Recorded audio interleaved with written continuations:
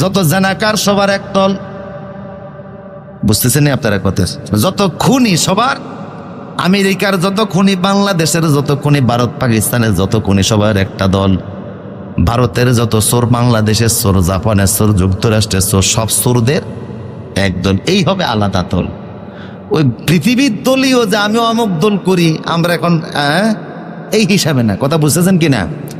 আল্লাহ সুবহানাহু ওয়া তাআলা এইভাবে করে আলাদা আলাদা দল করবেন। দল করার পরে আল্লাহ সুবহানাহু ওয়া তাআলা সবাইরে বলবেন তোমরা এইভাবে করে দলে দলে আমার সামনে দাঁড়াও। সবাই যখন দলে দলে দাঁড়িয়ে যাবে তখন প্রত্যেকটা ব্যক্তির আমলনামা দেখা যাবে তার গলার ভিতরে ঝুলতেছে। সুবহানাল্লাহ বলবেন না? আমলনামা কোথায় ঝুলতেছে? এই যে মানুষ হাসরের ময়দানে দাঁড়াবে, আল্লাহ সবাইকে মাটি থেকে বের করবেন। তৃতীয় ফু দেওয়ার সঙ্গে সঙ্গে কোরআন বলে কামা বাদাকুম তাউদুন, পৃথিবীতে যেইভাবে তোমরা জন্মাইছিলে সেইভাবে উঠবা।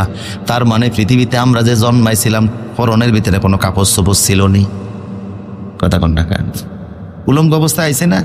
তা আল্লাহ বলেন যেইভাবে তোমরা প্রথমবার জন্ম নিয়েছো হাসরে সেইভাবে উঠবা। তার মানে পৃথিবীতে ছিলাম উলঙ্গ অবস্থায়, এসেছে হাসরেও। আর পৃথিবীতে আমরা তো সবাই শিশু অবস্থায় আসছে, ছোট অবস্থায় আসছে, কথা কোন না কা? হাসরে আল্লাহ এরকম ছোট অবস্থায় আমাদের সবাই উঠাবেন।